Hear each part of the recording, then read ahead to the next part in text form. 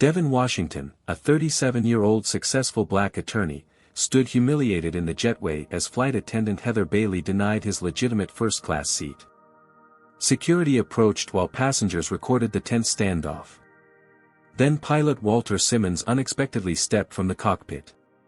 What happened in the next 10 minutes would change airline policy forever. Before we dive into this shocking story, let me know where you're watching from in the comments.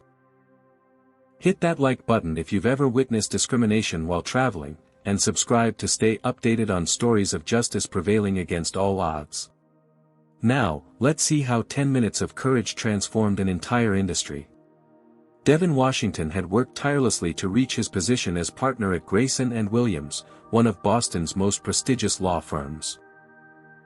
A Harvard Law graduate with honors, Devin had developed a reputation for winning seemingly unwinnable cases, particularly in corporate liability. His brilliance in the courtroom was matched only by his meticulous preparation and unwavering professionalism. This Tuesday morning was particularly important. Devin had an 8 a.m. presentation to deliver to Summit Industries, a potential client worth millions in annual billings. The Atlanta meeting represented months of preparation, analysis, and strategy development. His carry-on contained 3 copies of a comprehensive proposal, each detail checked multiple times. Devin had rehearsed his presentation until he could deliver it flawlessly, anticipating every possible question. As was his habit before important meetings, Devin had laid out his attire the night before, a tailored charcoal gray Tom Ford suit, crisp white shirt, and a subtle blue tie that projected confidence without ostentation. His appearance was impeccable, from his freshly trimmed hair to his polished Oxford shoes. Devin knew appearances mattered in his profession, especially for him. Twice as good for half the credit, his father Samuel had told him repeatedly growing up. It was the unwritten rule for black professionals: exceptional performance was the minimum requirement, not a path to accolades. Devin lived by this principle, though he hoped his children might someday live in a world where it wasn't necessary. Arriving at Logan International Airport 2 hours before his flight, Devin headed directly to the premium check-in counter. He'd achieved platinum status years ago through frequent business travel, accumulating enough miles to upgrade most of his flights to first class. Today's upgrade had cleared automatically, a small comfort for the 5-hour journey ahead. The first hint of trouble came at the TSA checkpoint. Despite his pre-check status, Devin was pulled aside for random additional screening. "Sir, I'll need you to step over here," the agent said, gesturing to the full-body scanner. Devin complied without comment, though he noticed several white business travelers passing through the metal detector without similar scrutiny. After the scan, another agent opened his meticulously packed bag, rummaging through his organized documents and clothes. "What's this?" the agent asked, holding up a small device. "A portable phone charger," Devin replied evenly, keeping his tone professional despite his growing irritation. The agent examined it suspiciously before returning it and eventually clearing him. This was nothing new to Devin. These random screenings happened with such frequency that they had become an expected part of his travel routine. He had learned to build extra time into his schedule to accommodate them. As he retied his shoes and reorganized his belongings, Devin recalled his father's other frequent advice: control what you can control, your reactions, your professionalism, your excellence. The rest isn't yours to fix in a day. Reaching his gate with 40 minutes to spare, Devin reviewed his presentation notes one final time. The boarding announcements began precisely on schedule. "We now invite our first-class passengers and platinum members to board at their convenience," the gate agent announced over the intercom. Devin gathered his belongings and approached the gate, boarding pass and ID in hand. The gate agent, Tiffany Moore, a blonde woman in her mid-30s, looked up as he approached. "Good morning," Devin offered with a practiced smile. Tiffany took his boarding pass, her expression shifting subtly as she looked from the pass to him. She studied his ticket for what seemed like an unusually long time. "Is there a problem?" Devin asked. "No," she replied after another moment. "It's just, the system is running a bit slow today." She handed back his boarding pass without making eye contact. Gate 14, on your right. Devon nodded and proceeded down the jetway, acutely aware of how quickly she had processed the white businessman who followed him. No computer delays there, he noted silently. As he walked down the narrow corridor toward the aircraft, Devon felt the familiar weight of eyes on him, the subtle scrutiny that came with being in spaces where people didn't expect to see someone who looked like him. He straightened his already perfect tie and approached the aircraft door, boarding pass still in hand.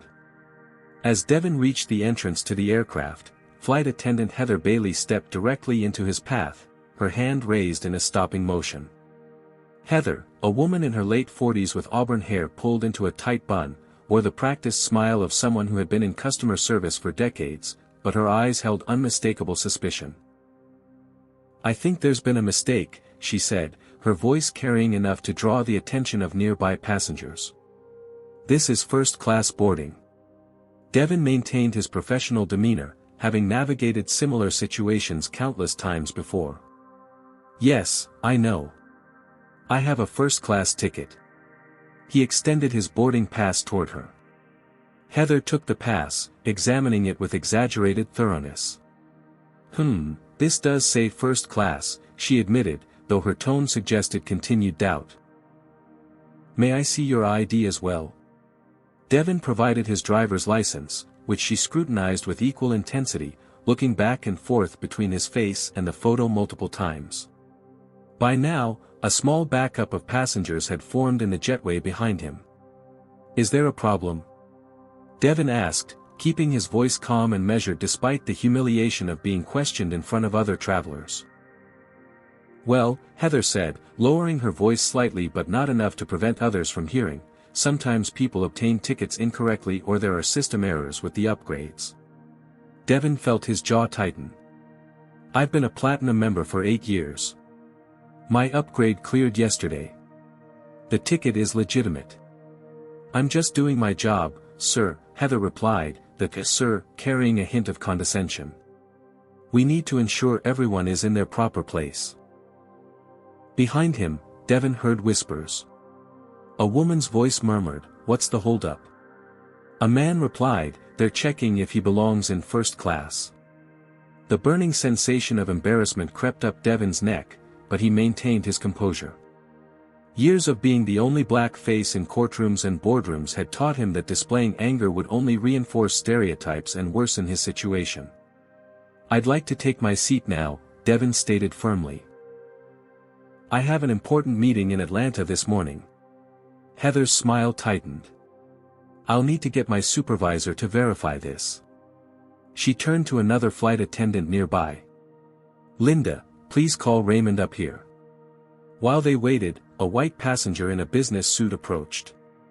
Jason Taylor, as Devon would later learn, presented his boarding pass to Linda, who glanced at it briefly and gestured him through with a warm smile.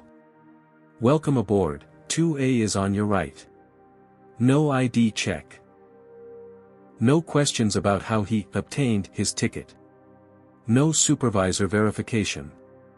Raymond Brooks arrived moments later. A balding man with an authoritative stride, he assessed the situation with a quick glance, his eyes landing on Devon rather than Heather. "What seems to be the issue?" Raymond asked, directing the question to Heather though his eyes remained fixed on Devon. "This passenger has a first-class ticket that seems unusual," Heather explained. "I wanted verification before allowing boarding." Raymond barely glanced at the boarding pass. "Sir, perhaps there's been a misunderstanding. Why don't you take a seat in economy for now, and we can sort this out once everyone's boarded." The suggestion carried an unmistakable assumption, that despite his valid ticket, Devon didn't belong in first class and should be moved to the back of the plane. The injustice of it sent a surge of indignation through him. "No," Devon said firmly. "I have a confirmed first-class seat that I paid for through my frequent flyer status. There's nothing to sort out. I'm entitled to the seat I was assigned." Raymond's expression hardened. "Sir, if you're going to be difficult about this, I'll need to call security. We have procedures we need to follow." "What procedures specifically require you to question my legitimate ticket when you didn't question his?" Devin asked, gesturing toward Jason Taylor, who was now settling into his first-class seat visible through the aircraft door. "I'm not going to debate this with you," Raymond said, his tone sharpening. "Either take a seat in economy temporarily, or I'll have to ask you to leave the aircraft." By now, several passengers had their phones out, recording the interaction. Devin was acutely aware that he was one angry word away from becoming another viral video of a black man being removed from a plane, regardless of who was in the right. Yet he also knew that acquiescing would be accepting an injustice. If he moved to economy, temporarily, he suspected he would remain there for the entire flight, his rightful seat given to someone else. "I'm not leaving, and I'm not moving to economy," Devin stated calmly. "I have a legal right to the seat I purchased, and I expect the airline to honor that purchase." Raymond pulled out his radio. "Security to gate 14, passenger situation." Turning back to Devin, he added, "This is your last chance to cooperate voluntarily." Devin stood his ground, though internally he calculated the potential consequences. If he was removed from this flight, he would miss his presentation. Summit Industries would likely go with another firm. His partners would be understanding but disappointed. His career wouldn't be damaged, but an important opportunity would be lost. Still, some principles were worth standing for. "I'll wait right here until this is resolved properly," he said. Security Officer Frank Martinez arrived within minutes, his uniform and authoritative presence immediately changing the atmosphere in the cramped jetway. Passengers waiting to board pressed themselves against the walls, many still recording with their phones. "What's the situation?" Frank asked Raymond. Before Raymond could answer, a voice called out from inside the plane. "They're discriminating against him." The unexpected intervention came from first-class seat 3A, where a woman had risen to her feet, phone also recording the unfolding scene. Dr. Sarah Jenkins had been observing the situation since Devin first approached the aircraft door. A respected neurosurgeon traveling to Atlanta for a medical conference, she had initially buried herself in medical journals when the confrontation began. But as the situation escalated, she found herself unable to remain silent. Sarah was no stranger to discrimination herself. As one of only 8 female neurosurgeons in her graduating class, she had faced skepticism, dismissal, and outright hostility throughout her career. Just last month, a patient had asked to speak to the real doctor after she had introduced herself as the head of neurosurgery. While her experiences weren't identical to what Devin faced, she recognized the pattern unfolding before her. "Excuse me," Sarah called out, rising from her seat. "I've been watching this entire interaction, and this gentleman has done absolutely nothing wrong." Heather immediately turned toward her. "Ma'am, please return to your seat. This doesn't concern you." "It concerns all of us when someone is being mistreated," Sarah replied firmly. She held up her phone. "I've recorded this entire interaction, including how you waved through 3 other first-class passengers without checking their IDs or questioning their tickets." Raymond stepped into the aircraft. "Ma'am, recording is against airline policy during boarding." "Actually," Sarah countered, "your own in-flight magazine states recording is only prohibited once the cabin door is closed and electronic devices must be put in airplane mode. We're still boarding, and I'm well within my rights." Sarah's confidence came not just from her certainty about airline policy, but from years of standing her ground in hospital boardrooms and operating theaters. She stepped into the aisle, addressing the growing number of witnesses. "My name is Dr. Sarah Jenkins, Chief of Neurosurgery at Massachusetts General. I'm witnessing what appears to be clear discrimination against this passenger, and I'm documenting it for the record." Her professional title carried weight, causing Raymond to hesitate. Several other passengers murmured in agreement with Sarah's assessment of the situation. "The doctor's right," called an elderly man from 4C. "I saw the same thing." Heather attempted to regain control of the situation. "Everyone needs to return to their seats immediately. This is a security matter." "What exactly is the security threat?" Sarah challenged. a professional man with a valid first-class ticket trying to take his assigned seat? Or does he just not look like what you think a first-class passenger should look like? The question hung in the air, its implication unmistakable. Several passengers gasped at her directness, while others nodded in agreement. Frank Martinez, the security officer, shifted uncomfortably, beginning to sense that this wasn't the straightforward, unruly passenger situation he had been called to handle. "Sir," Frank addressed Devon, "could I see your boarding pass and ID?" Devon provided them calmly, maintaining his dignified composure despite the humiliation of being questioned for a fourth time about his right to be there. Frank examined the documents carefully, then looked at Raymond and Heather. "His boarding pass is legitimate. First class, seat 1C. Platinum status noted. ID matches. What exactly is the problem here?" Raymond lowered his voice, though in the tense quiet of the jetway, his words were still audible. Heather felt something wasn't right about the situation. "We need to be cautious about unusual passenger patterns." "Unusual passenger patterns?" Sarah repeated incredulously. "Is that code for black man in first class?" The blunt question electrified the atmosphere. Several passengers gasped, while others murmured in agreement. A middle-aged couple in the economy line exchanged knowing glances. Frank's expression shifted as he began to realize he had been called into a situation rooted in bias rather than security. Looking directly at Devon, he asked, "Sir, would you like to proceed to your seat?" Before Devon could answer, Raymond interjected, "I'm the supervisor here, and I haven't cleared this situation yet." "The situation," Frank replied carefully, "appears to be that a passenger with a valid first-class ticket is being prevented from boarding without cause." The standoff was interrupted by a new voice from the front of the aircraft. "What's the delay here? We have a schedule to maintain." All eyes turned to the cockpit door, where Captain Walter Simmons now stood, his authoritative presence immediately commanding attention. Captain Walter Simmons cut an imposing figure in his crisp uniform, for gold stripes gleaming on each sleeve. At 58, with salt and pepper hair and piercing blue eyes that had seen countless flight hours, Walter was not a man who tolerated disruptions to his carefully planned departures. "We're 20 minutes behind schedule," Walter stated, his voice carrying the natural authority of someone accustomed to command. "What's the situation?" Raymond stepped forward, positioning himself between Walter and Devon. "Just a ticketing issue, Captain. We're handling it." Walter's eyes moved past Raymond to where Devon stood, boarding pass still in hand, and then to the growing number of passengers recording the scene with their phones. "Doesn't look handled to me," Walter observed. "It looks like we have a PR situation developing."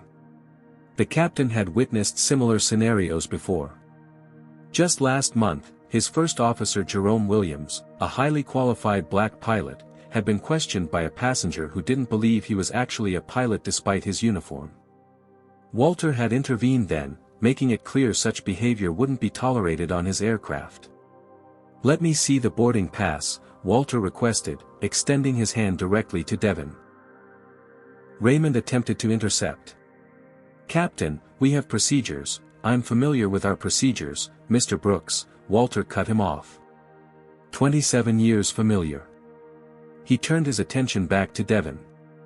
"May I?" Devon handed over his boarding pass and ID without comment, maintaining his professional demeanor despite the continued humiliation of having his presence questioned.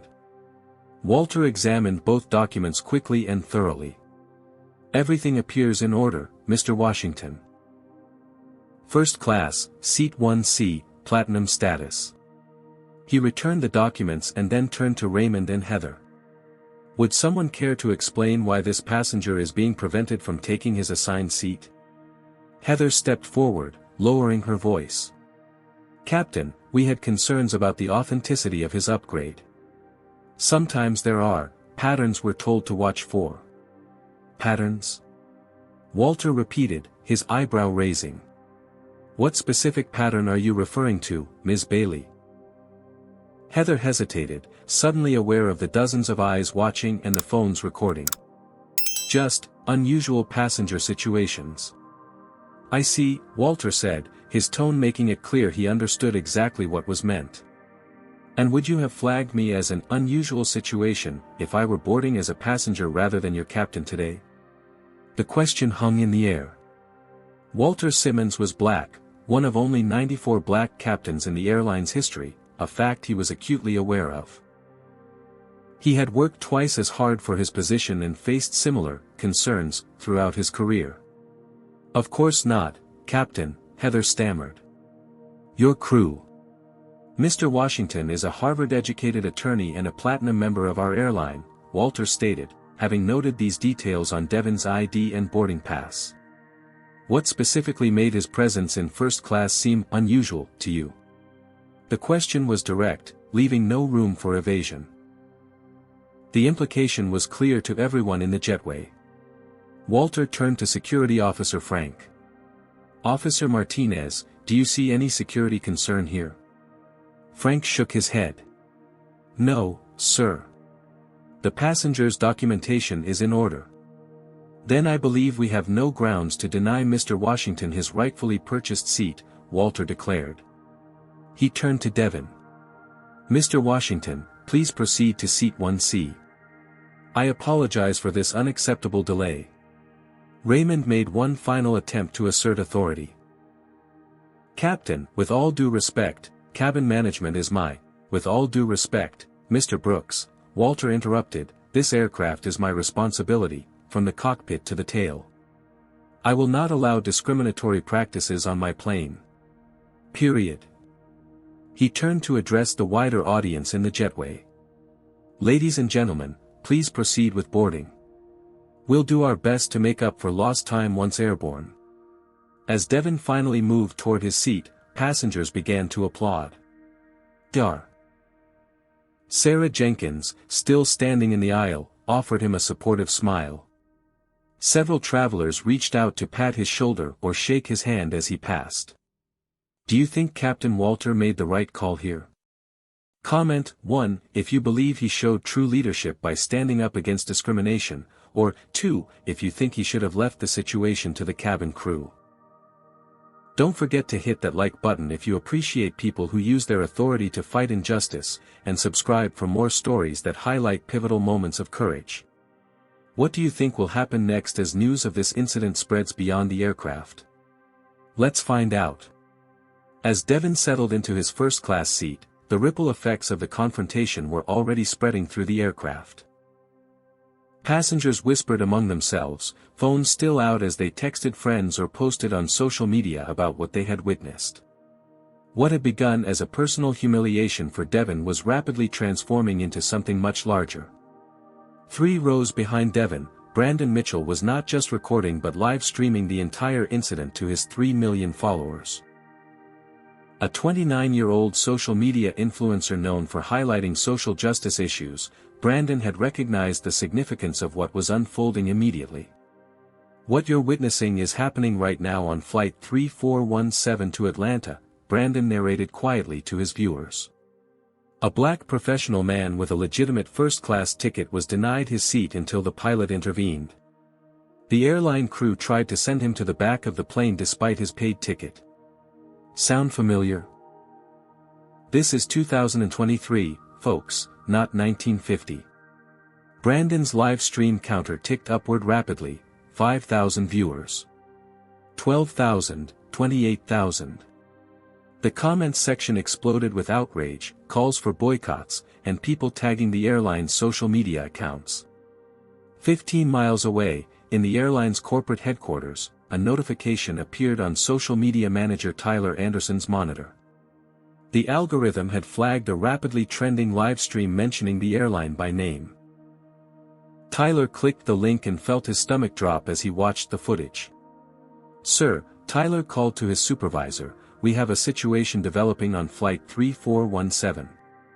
Discrimination incident going viral right now. Within minutes, the video had reached the desk of Maxwell Hughes, the airline's CEO. Maxwell had been in the middle of a quarterly board meeting when his assistant slipped him a note with the urgent information. The 58-year-old executive, who had built his reputation on transforming the airline's image after a series of PR disasters, immediately recognized the severity of the situation. "Gentlemen, ladies," Maxwell addressed the board, "we need to take a brief recess. There's an urgent operational matter requiring my attention."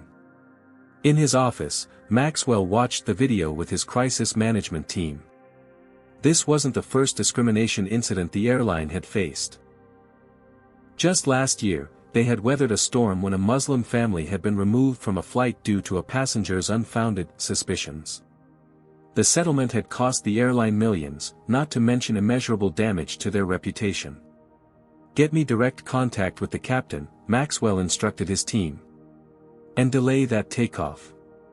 We need to address this before that plane leaves the ground."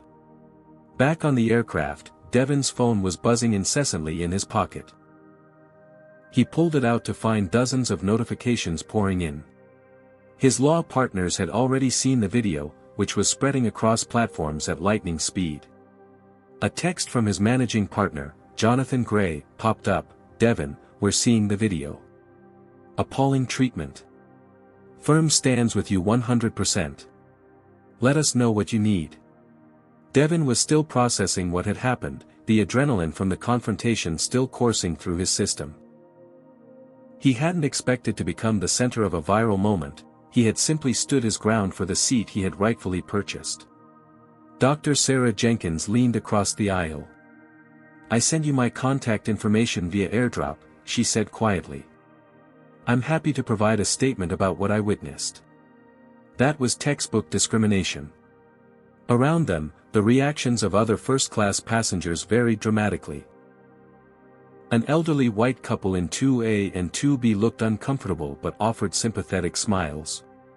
A middle-aged businessman studiously avoided eye contact, busying himself with his laptop.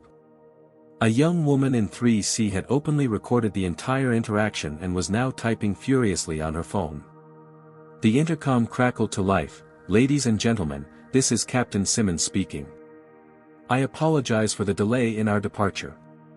We're experiencing a brief hold from the tower and should be underway shortly. Flight attendants, please pause boarding temporarily." What passengers couldn't hear was the continuation of Walter's communication with the control tower and, by extension, the airline's operations center. "Tower, this is Atlas 3417, we're showing a ground hold. Can you clarify the reason?" Walter inquired through his headset. "Atlas 3417, this is a company-requested hold. Please stand by for further instructions." Walter exchanged glances with his first officer, Michael Chen. "Looks like corporate got wind of our situation." Michael nodded. "That video's probably halfway around the world by now." In the cabin, tension and anticipation built as the delay extended. Flight attendant Heather Bailey and supervisor Raymond Brooks had disappeared into the galley, engaged in what appeared to be an intense discussion with someone via the aircraft's communication system. Devin sat quietly, reviewing his presentation notes in an attempt to refocus on the business purpose of his trip, though concentration was nearly impossible. The weight of what had just transpired, and what it represented, sat heavily on his shoulders. He hadn't asked to become a symbol or to have his personal humiliation broadcast worldwide, but he understood the importance of standing firm in such moments. Brandon Mitchell's live stream continued, now approaching 100,000 concurrent viewers. "The flight's been stopped from taking off," he informed his audience. "Word is that airline executives are getting involved directly. Stay tuned, this could be a watershed moment for how airlines handle discrimination." The truth of Brandon's words was playing out in real time at the airline's headquarters, where Maxwell Hughes was engaged in rapid-fire crisis management. His team had assembled in the emergency response room, the same space used for coordinating responses to potential disasters. "What do we know about the passenger?" Maxwell asked. "Devin Washington, sir," responded Victoria Palmer, VP of Customer Experience. Harvard Law graduate, partner at Grayson & Williams in Boston. Platinum member for 8 years. Immaculate flying record with us. Absolutely no justification for the treatment he received. And the crew members involved? Flight attendant Heather Bailey, 15 years with the company, 2 previous customer complaints regarding selective enforcement of policies. Supervisor Raymond Brooks, 12 years of service, no significant issues on record but also no diversity training beyond the basic course from 2018. Maxwell rubbed his temples. This isn't just a PR problem. This is a human dignity problem. And it's happening under our brand. He straightened in his chair. Victoria, I want you on the next flight to Atlanta. Better yet, get yourself to Logan now. Board that plane and address this personally. Yes, sir, Victoria replied, already gathering her things. And Victoria, Maxwell added, full transparency, full accountability. No corporate doublespeak. We were wrong, period. As Victoria rushed to arrange transportation to the airport, Maxwell turned to his communications team.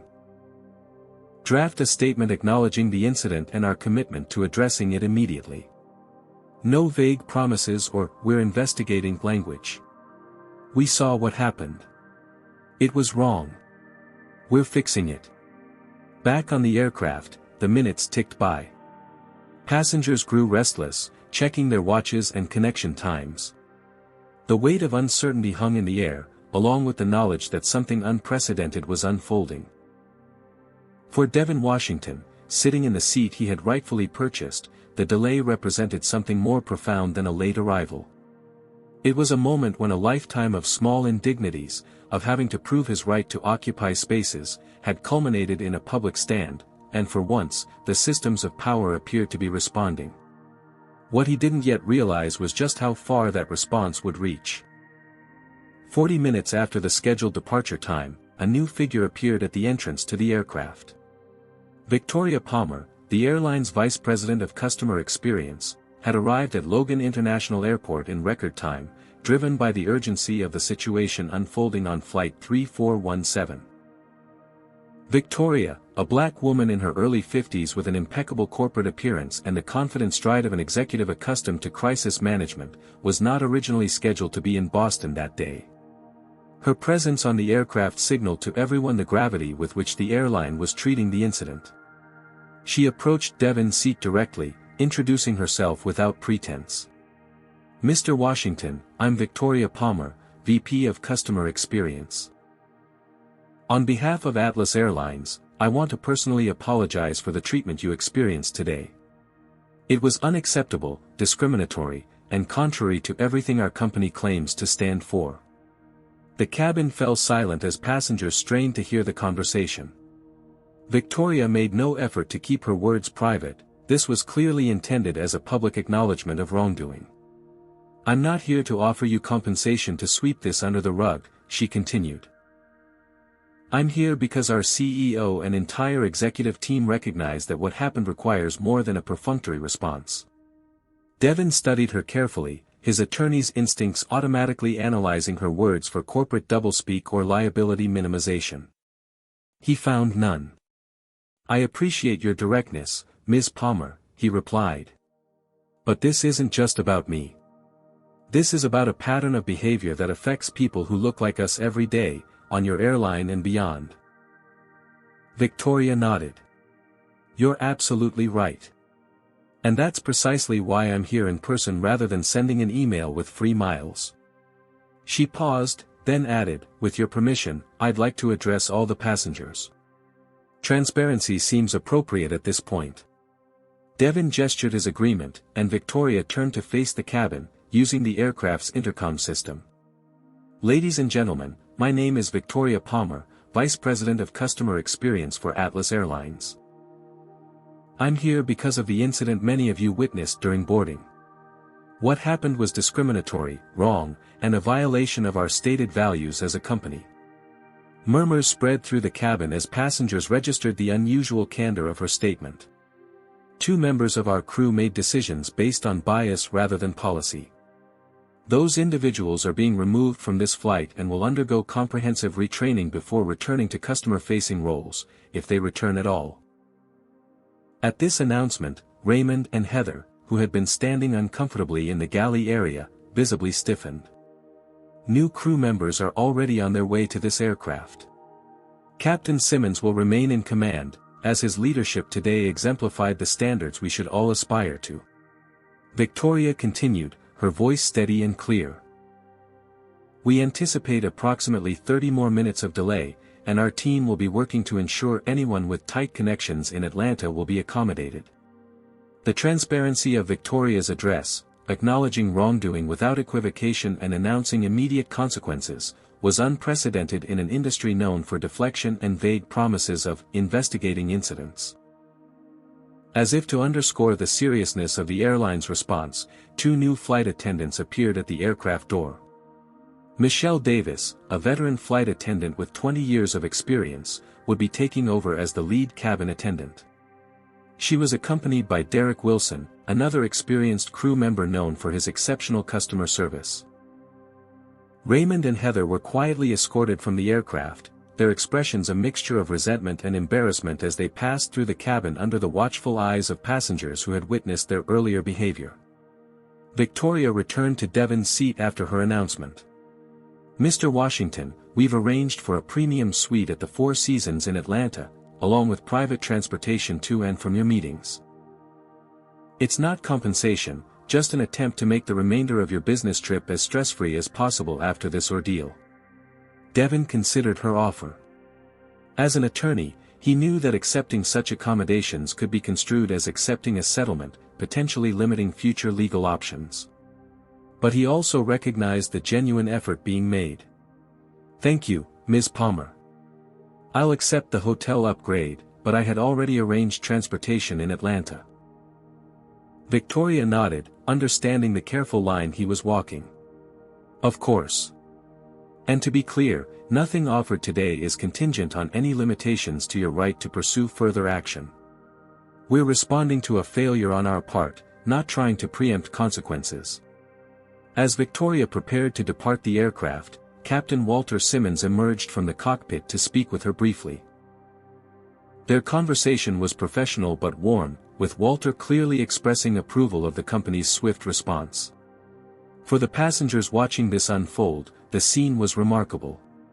Corporate America rarely admitted fault so plainly or responded so decisively to incidents of discrimination. Many were updating their social media posts in real time, sharing both the original incident and the unexpected corporate response. Brandon Mitchell, still quietly live streaming, provided commentary to his now massive audience. "I've never seen anything like this, folks. An actual executive showing up in person, removing the staff involved, and publicly admitting the airline was wrong. No, we're investigating or, we take these matters seriously, empty phrases.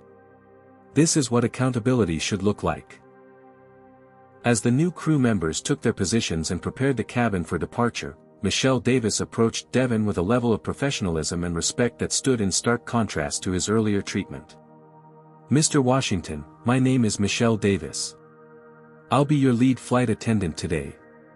If there's anything at all you need during our flight to Atlanta, please don't hesitate to let me know." Her words were straightforward and her tone genuine, treating him with the same respect any first-class passenger would expect, without the suspicion or condescension he had experienced earlier. As the boarding process resumed and the final passengers took their seats, Devon found himself in a reflective state. The incident had been humiliating and infuriating, yet the response had been swift and substantive. Was this progress? Or merely damage control by a company caught in a public relations nightmare? Dr. Sarah Jenkins leaned across the aisle again. "For what it's worth," she said quietly, "I've never seen a company respond like this. Usually it's all denial and, we'll investigate, statements that go nowhere." Devon nodded. "True. But it shouldn't take a viral video and public shaming to be treated with basic dignity." "Also true," Sarah acknowledged. "But maybe next time, someone will remember this incident before they try to send another black passenger to the back of the plane." As the aircraft doors finally closed and the safety demonstration began, Devon turned his attention to the window, watching the ground crews going about their work on the tarmac below. The presentation materials for his meeting sat untouched on his lap. He would review them during the flight, refocusing on the business at hand. But something had shifted, not just in the atmosphere of the cabin, but in the broader conversation about race, space, and belonging in America. And it had all started with a simple, dignified refusal to move from a seat he had rightfully purchased. The Boeing 737 finally lifted off from Logan International Airport, nearly 2 hours behind schedule. As the aircraft climbed through 10,000 feet and the seatbelt sign dinged off, conversations erupted throughout the cabin. The incident had created an unusual sense of community among the passengers, strangers bound together by witnessing a significant moment. "I've never seen anything like that," a woman in 5D remarked to her seatmate. "They actually admitted they were wrong and did something about it right away. My brother had something similar happen to him in Phoenix," replied the man beside her. "The airline just gave him a form to fill out and he never heard back." Throughout the cabin, similar discussions were taking place as passengers processed what they had witnessed. Many were still on their phones, sharing details with friends or posting on social media. The incident had struck a chord, tapping into broader conversations about race and accountability in America. In row 17, Brandon Mitchell continued documenting the aftermath, though he had ended his live stream once the plane began taxiing. His initial broadcast had been viewed by over 250,000 people in real time, and the recorded version was already approaching 1 million views as it spread across platforms. "The reaction has been overwhelming," Brandon typed to his followers.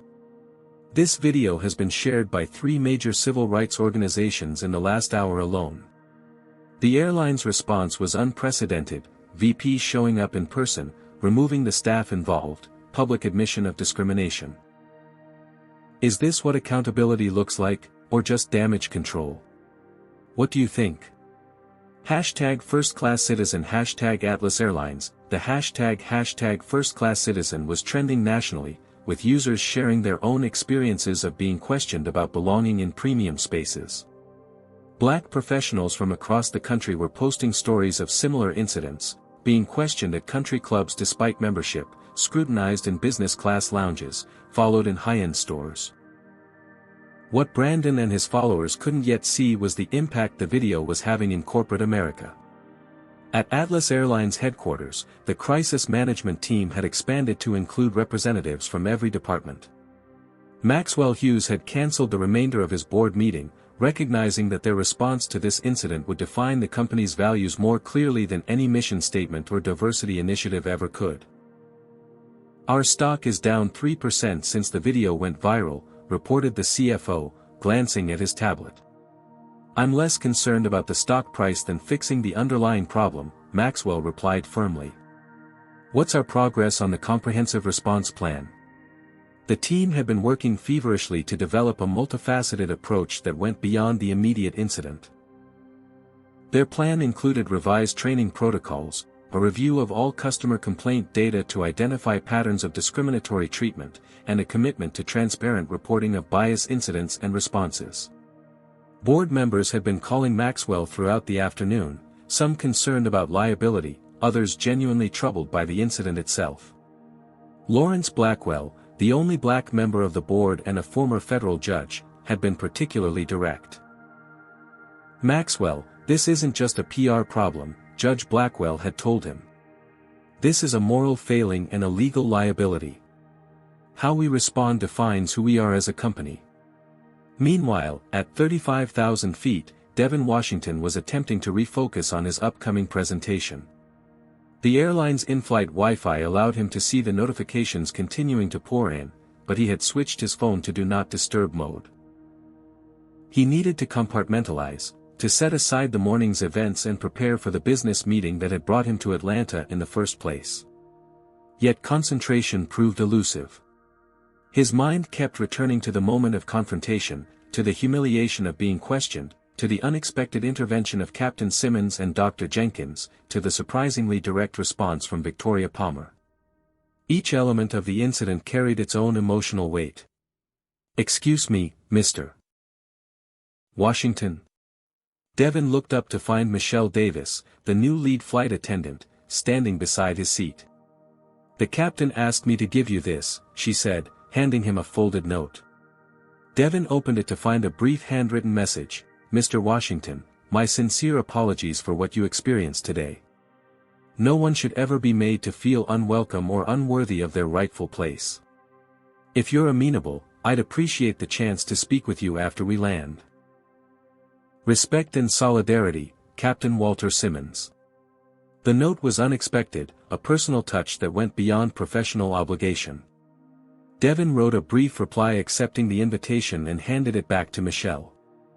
As the flight progressed, Devin was unaware that his phone, though silenced, was recording history. A call had come in from Gabrielle Thompson, one of the nation's most prominent civil rights attorneys, who had seen the video and recognized its potential as a catalyst for broader change. Emails had arrived from 3 major news networks requesting interviews. His law partners had sent a group message expressing their unequivocal support and offering to reschedule the Summit Industries presentation if needed. Most significantly, a notification had appeared from the airline's board of directors, requesting a meeting to discuss not just his experience but systematic reforms to prevent similar incidents in the future. Dr. Sarah Jenkins, seated across the aisle, had been fielding her own calls and messages. As a respected medical professional with an unimpeachable reputation, her eyewitness account and video evidence carried particular weight. "I'm not looking to be in the spotlight," she explained quietly to the passenger beside her, "but when you witness something wrong, you have an obligation to speak up. Especially when you have the privilege of being believed." Throughout the cabin, similar conversations continued. The incident had prompted reflection among many passengers about times they had witnessed discrimination but remained silent. Some expressed regret for past inaction. Others described their own experiences of being marginalized or questioned. At the airline's headquarters, the ripple effects continued to spread. Employees throughout the company were watching the situation unfold with intense interest. For many of the airline's black employees, the incident had struck a particularly personal chord. In a break room at JFK International Airport, a group of gate agents and baggage handlers gathered around a smartphone to watch the video. "That could have been any of us," remarked James Hawkins, a veteran gate agent. "I've been platinum with this airline for 15 years, and I still get randomly selected for additional screening half the time I fly." "You think anything will actually change?" asked Letitia Robinson, a newer employee.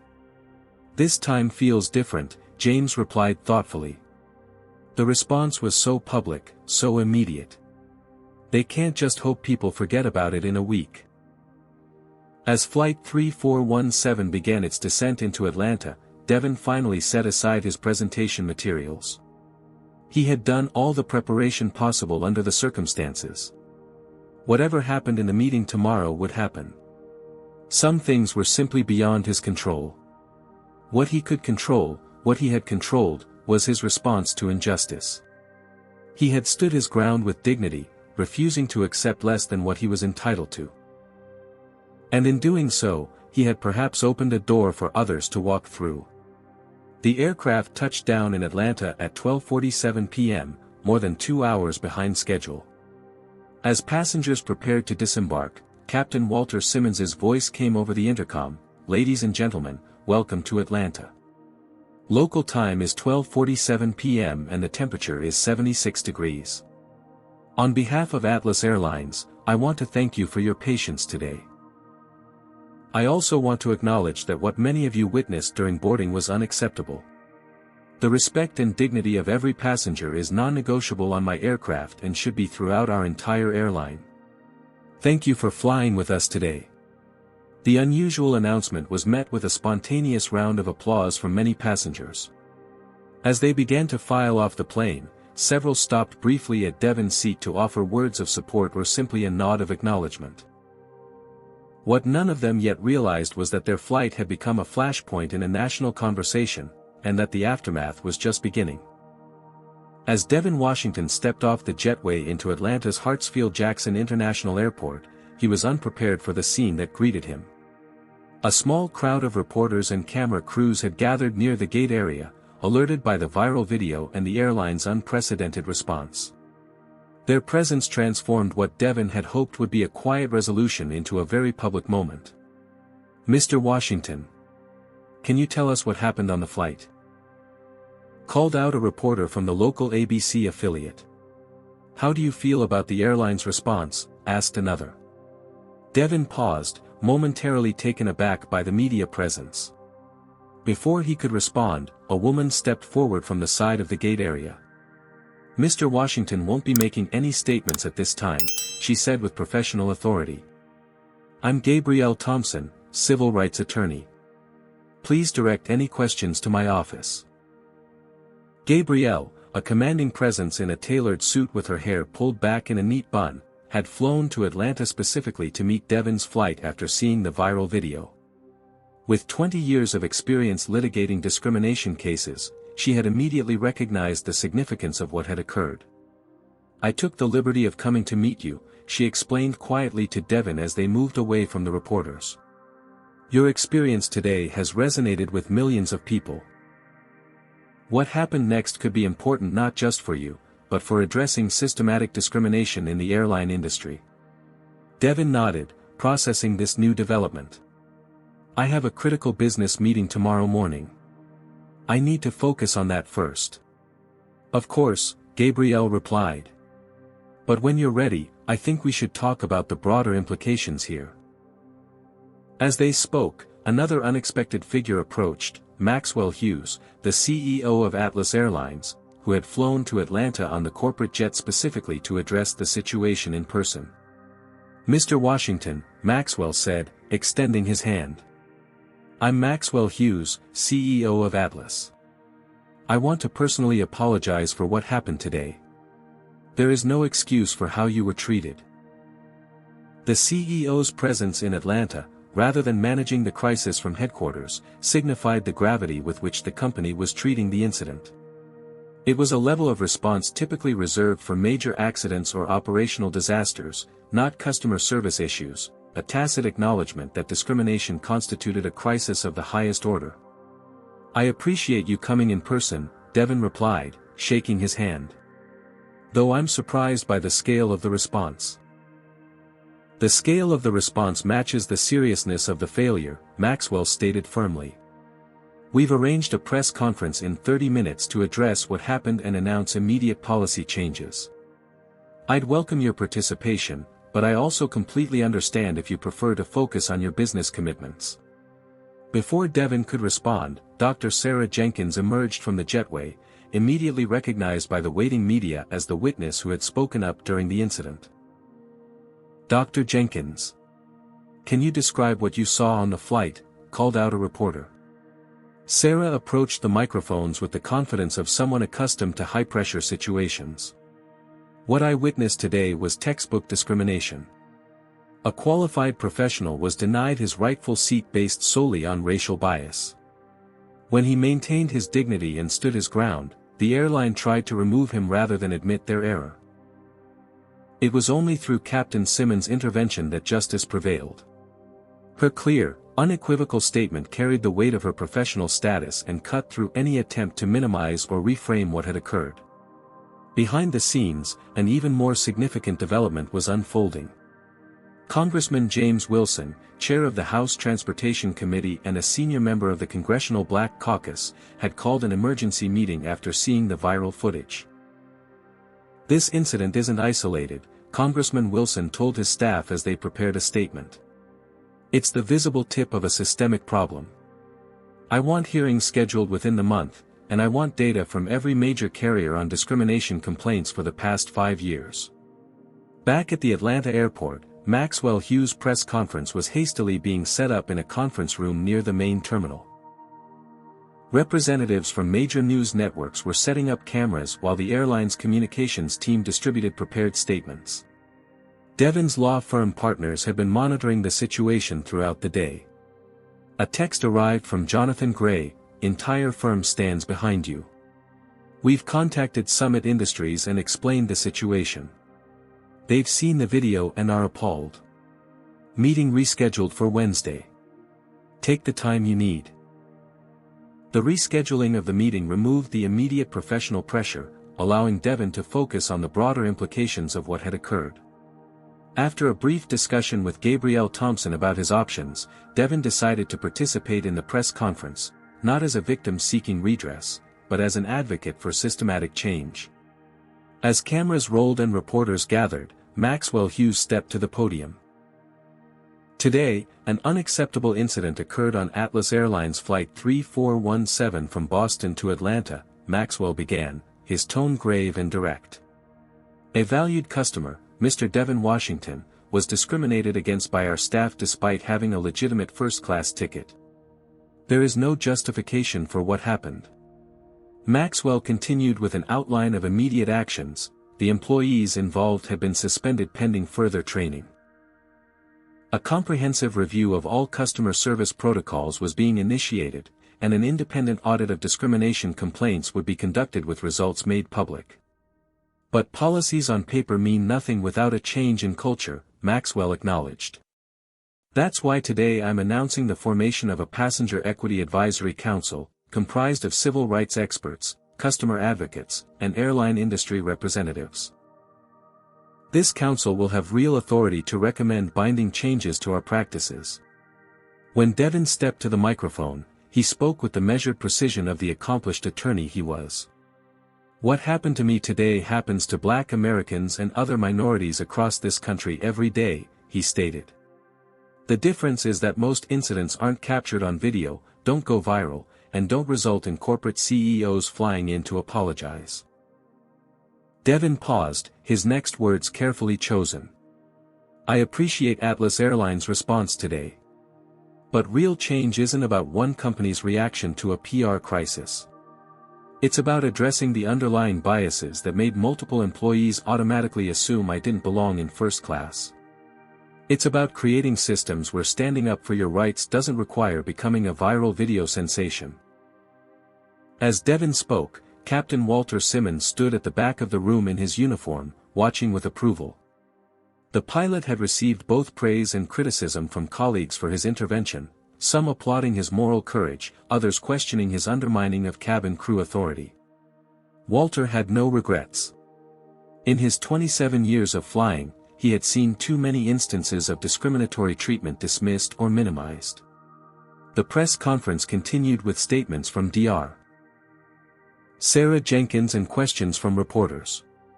Throughout, there was an unusual level of directness and accountability, with none of the corporate evasion typically associated with crisis management.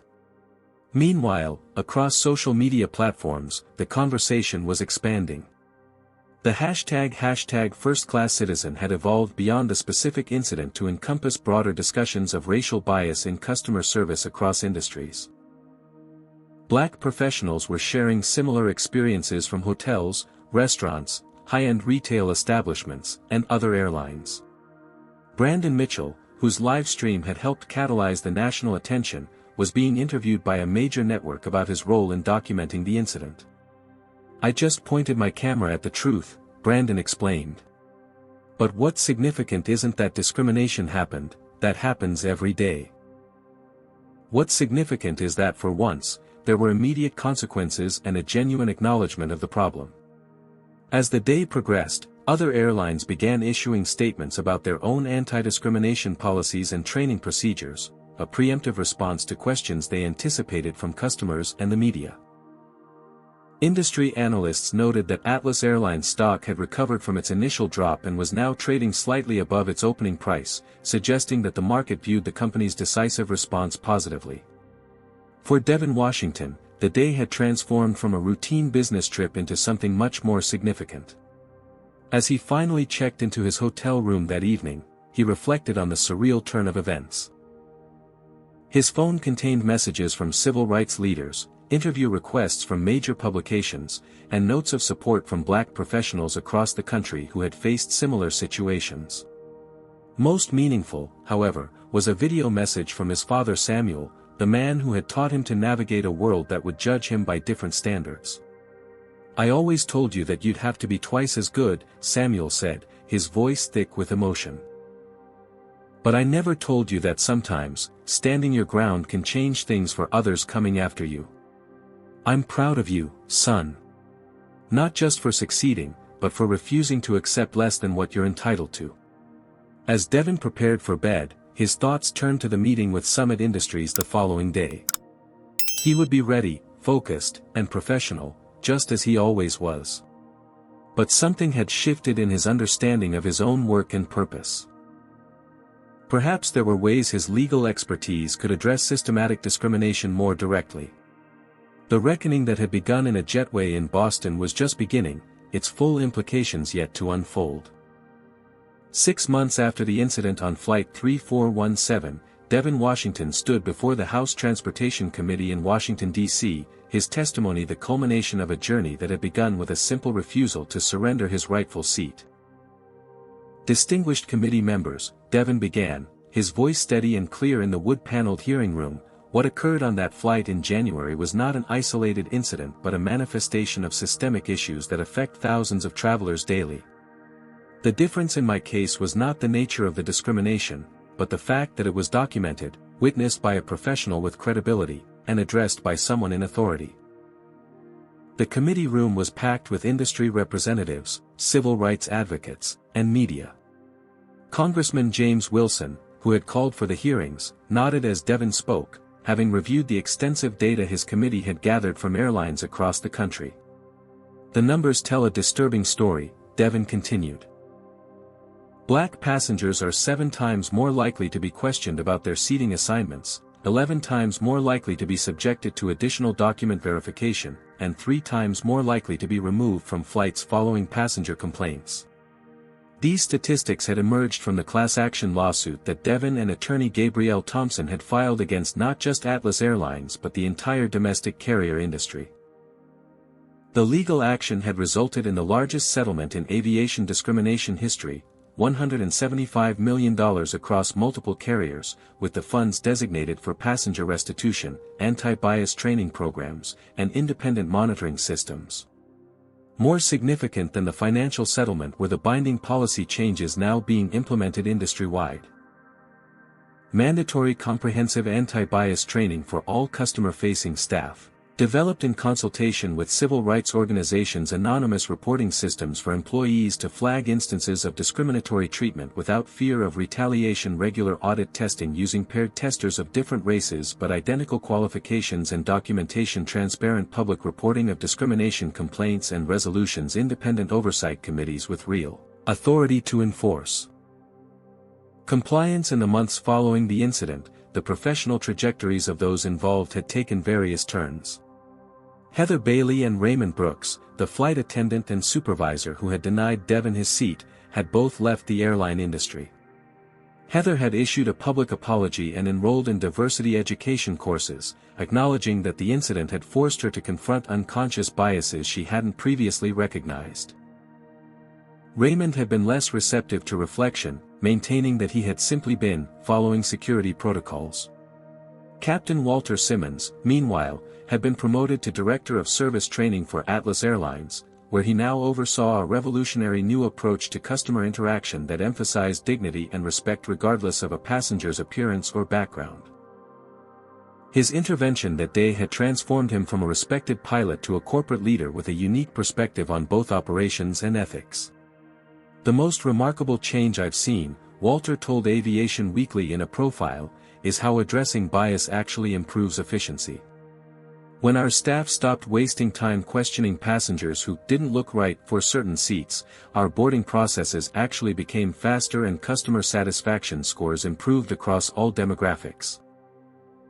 Dr. Sarah Jenkins, whose medical expertise and moral courage had added crucial credibility to Devin's experience, had joined forces with him to form Equitable Spaces, a non-profit organization dedicated to addressing discrimination in customer service environments.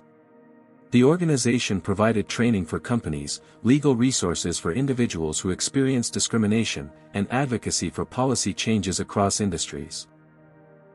"As a neurosurgeon, I understand systems," Sarah explained during a TED Talk that had garnered over 2 million views. "What we witnessed on that flight wasn't just individual bias, it was a system designed to question the presence of certain people in premium spaces. Changing those systems requires more than good intentions, it requires redesigning the structures that enable discrimination in the first place." Brandon Mitchell, whose live stream had catapulted the incident into national awareness, had produced a documentary titled First Class Citizen that explored the broader context of the incident and its aftermath. The film had premiered at Sundance and was now streaming on a major platform, bringing the conversation about race and space to an even wider audience. For Atlas Airlines, the incident had ultimately become a case study in crisis response and corporate transformation. CEO Maxwell Hughes had made good on his promises, implementing comprehensive changes that went far beyond damage control. The Passenger Equity Advisory Council he had established had real authority and had already made significant improvements to company policies. Industry data showed measurable improvement in the treatment of minority passengers across all major carriers. Discrimination complaints had decreased by 62% in the first quarter after the new policies were implemented. More importantly, the resolution rates for complaints that were filed had increased dramatically, with 87% of incidents being addressed to the passenger's satisfaction within 30 days. "We still have work to do," Maxwell acknowledged in his own testimony before the Transportation Committee. "But we've learned that addressing discrimination isn't just the right thing to do morally, it's good business. Our customer satisfaction scores are at an all-time high, employee retention has improved, and our market share has actually increased since implementing these changes." As Devin concluded his testimony and prepared to answer questions from the committee, he reflected on how far things had come since that January morning in Boston. What had begun as a personal humiliation had catalyzed meaningful change that would benefit countless travelers who would never know his name. Later that afternoon, Devin boarded another flight, this time back to Boston. As he settled into his first-class seat, he noticed the flight attendant greeting each passenger with the same level of respect and courtesy. No one was asked to verify their ticket multiple times or questioned about their presence in the premium cabin. It was how air travel should always have been, and now increasingly was. His phone buzzed with a message from Jonathan Gray, his managing partner. The Summit Industries account that Devin had been traveling to pitch on that fateful day had indeed signed with their firm. More significantly, Devin had been named head of the firm's new transportation equity practice, focusing on cases involving discrimination in airlines, railways, and other common carriers. As the aircraft prepared for takeoff, Devin noticed a young black law student a few rows ahead, traveling to a job interview in Boston. The student was being treated with the same courtesy as every other passenger, no extra scrutiny, no subtle indicators that he didn't belong. That student would never know that 6 months earlier, his journey might have been very different. He wouldn't know about the confrontation in a jetway, the viral video, the congressional hearings, or the class action settlement. He would simply experience what everyone deserved, the dignity of being treated as a first-class citizen, regardless of race. As the plane lifted off, Devin smiled at the realization that true progress often meant that future generations wouldn't need to know the struggles that had made their path smoother. 10 minutes of courage on a January morning had created lasting change, not just for one airline or one industry, but for the ongoing conversation about race, respect, and belonging in America. What do you think about this story? Have you ever witnessed or experienced discrimination while traveling? Comment below with your thoughts or experiences. If you believe everyone deserves to be treated with dignity regardless of race, hit that like button to show your support. Subscribe to our channel for more powerful stories of justice and transformation, and share this video to help raise awareness about the ongoing fight against discrimination. Thank you for watching, and remember, sometimes standing your ground can change things for everyone who comes after you. This story teaches us that standing up for what's right, even when it's difficult, can create lasting change. Devin Washington's refusal to accept discrimination wasn't just about his seat, it was about dignity and respect for everyone who would come after him. Sometimes the most powerful act is simply holding your ground with composure and conviction. The incident demonstrates how witnessing injustice creates a choice: remain silent or speak up. Dar. Jenkins chose to use her privilege to amplify Devin's voice, showing that allyship matters. Captain Simmons proved that those in positions of authority have unique power to address discrimination when they choose courage over comfort. Real change requires both individual courage and systemic accountability. While Devon's stand was the catalyst, lasting transformation came through policy changes, legal action, and institutional commitments. The airline's response shows that addressing discrimination properly isn't just morally right, it's good business. Perhaps most importantly, this story reminds us that progress often happens because someone refused to accept less than they deserved, making the path easier for others who may never know their story. Have you ever witnessed discrimination and wondered whether to speak up? Share your experience in the comments below. What would you have done if you were on that flight? If you believe in standing against injustice, hit that like button to show your support. Subscribe to our channel for more powerful stories of courage and transformation, and share this video with someone who needs to hear that standing your ground can make a difference. Thank you for watching, and remember, sometimes 10 minutes of courage can change policies, systems, and lives for generations to come.